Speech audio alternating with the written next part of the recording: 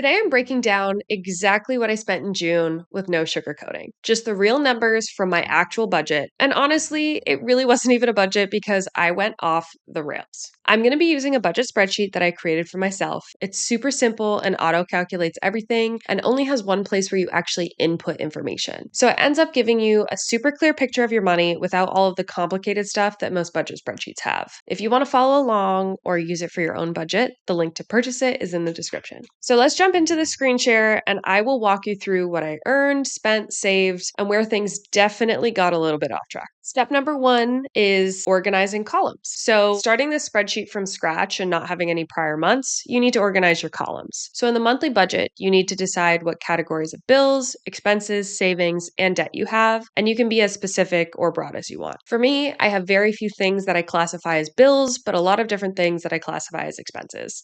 You can make that decision for yourself. I also only have two forms of saving and no debt, so I clear out those columns. And lastly, you need to put your income sources in the box on the far left. I technically only have one source of income. I also technically make money from investing, but it's all automatically reinvested, so I don't consider it income. Step number two is to set your budgets. Once you've inputted all those categories, you need to set budgets for each thing. In the first month you do this, it may actually be worthwhile to enter all your transactions first and see your actuals and set budgets later. You may not know how much you actually spend on clothes per month yet, but you definitely know and feel if you overspent in the month, if you're scared of the actual number when it comes up through your transactions. For me, some things are set in stone, like my rent, my phone bill, so I can set those budgets automatically. But for some of the other things, it's going to take me a little bit of tweaking in order to get a realistic but fair budgeted amount. Step three is to gather data. This means figuring out all your transactions for the month. I like to do this the good old fashioned way. I prop my phone up on my laptop and I open the Chase and American Express apps, and then I just sit and scroll through and input all those transactions. I'm not going to lie, this part is pretty tedious, and this is a point where I'm kind of like, damn, I should just use an app for this. But personally, I still like sitting down and using a Google Sheet because it makes me sit down at the end of each month and reflect on what I've done and sit and input all those transactions. Step number four is doing the inputs. As I said, this step takes a lot of time because you go through every single transaction you've done in the month, and usually there are way more than you think. Finally, we get to reviewing. And this can be a short 15-minute thing of just looking and being like, oh, this is high, this is low, I hit these budgets, whatever. Or it's something where you end up developing a spending plan and trying to dig in more on why you spent $700 dining out, for example. So for me, when I take a look at my June spending, I noticed a bunch of things I want to think about a little bit more and improve on. For example, I spent a lot of money on dining and transport this month because I visited Toronto, which is home for me. So I was eating out and seeing a lot of friends and family. Because of this, I intentionally had a lot of excess cash sitting in my account in preparation for being there because I spent less in May. I also knew that I had to book some travel. So that was another reason that I kept a lot of money and had a lot of rollover money saved in my checking account. Once I paid off my credit card for my ridiculous amount of spending in Toronto and I booked the travel that I needed to, I put all the leftover cash in my emergency fund, which is why I put $4,500 into my emergency fund in June. Despite my fund being full and the amount that I'm comfortable with, I'm deciding to bulk it up based on investments that I'm planning on making in the near future. So I didn't move as much to investments as I would have liked. I also spent less on gas and groceries for the month than I budget because I wasn't home. I knew that would happen, but I spent it more in other places. I also think I need to look and see if I can categorize dining out and find what the real problem is because I'm not sure if it's alcohol or dining or takeaway and coffee. So when I look at my notes, I think a lot of it is really just buying drinks for my friends, which is something I do in Toronto. But I think next month I want to be more specific and not just call it dining out.